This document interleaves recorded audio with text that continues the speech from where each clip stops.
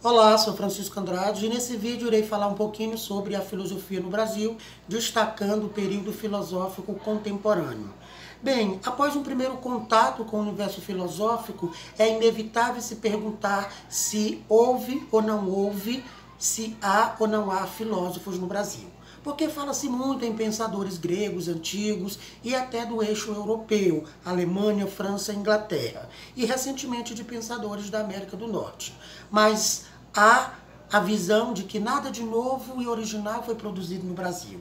Bem, é certo que na história da filosofia do Brasil, ela está em processo ainda de constituição, e aí nós temos 4 momentos importantes, a saber, o período colonial, o período imperial, o período republicano e o período contemporâneo, que é um pouquinho do que eu irei falar.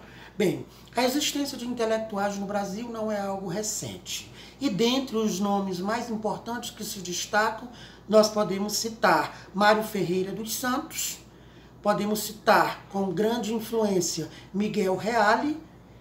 Também temos a figura de Henrique Cláudio de Lima Vaz, um padre que se fundamentou aí em Santo Tomás de Aquino e em Hegel. Temos ainda a Gerhard Borner, que é um gaúcho que também foi disseminador aí da filosofia de Martin Heidegger aqui no Brasil. E no livro A Filosofia Contemporânea, Antônio Joaquim Severino, entre outros nomes, recebe destaque, como é o caso de Fernando de Arruda Campos, José Arthur, Rubem Alves, Sérgio Paulo Raunait e Milton Ferreira Japiaçu. Bom, a filosofia no Brasil conhece certa popularização, né, a partir dos canais de televisão, de espaços mais públicos, como é o caso da Rede Globo, do canal GNT, entre outros espaços que disseminam um pouco a ideia da filosofia. Assim, a filosofia no Brasil, ela segue rumos mais empiristas e espirituais, que acabariam por influenciar a nossa vida até hoje. Por exemplo, temos em Augusto Comte, né, uma proposta de filosofia, que é o positivismo, que foi instaurada aqui e prevalece até hoje. Tanto que o lema da bandeira do Brasil é ordem e progresso, tendo aí o viés do positivismo kantiano. E como não poderia deixar de ser, contra o positivismo, se instauraram algumas escolas, né, que vão fazer essa crítica ao positivismo. E os filósofos que se destacaram nessa época foram Tobias Barreto, né, Farias Brito, que foram considerados 2 grandes filósofos brasileiros. Um tempo depois apareceu também uma ideia chamada de projeto da teologia da libertação, como uma espécie de correlação entre correntes marxista e correntes teológica da filosofia.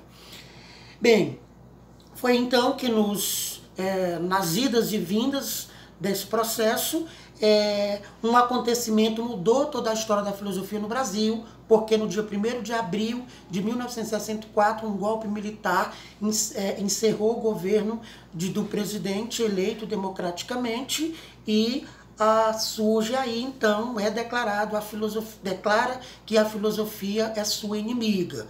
Né? Então é preciso combater isso. Nesse período a filosofia deixou de ser ensinada nas escolas brasileiras, porque os militares pensavam que a filosofia poderia ser uma ameaça, visto que ela emanciparia o pensamento dos indivíduos. Então aí nós vamos ter, entre as pessoas que lutaram para garantir a filosofia na escola, né, na universidade, nós temos hoje, mais contemporâneo, a figura da filósofa, da professora Marilena Chaui, que é uma filósofa brasileira, que com um estilo próprio de reflexão sobre as questões políticas e sociais e culturais, discute os problemas da realidade nacional. Mas também nós podemos destacar ainda nomes que marcam a filosofia brasileira, como é o caso de Paulo Freire, de Mauro Sérgio Cortella, Vladimir Pinheiro, entre outros nomes que são destaque na história e no fazer da filosofia contemporânea do nosso país.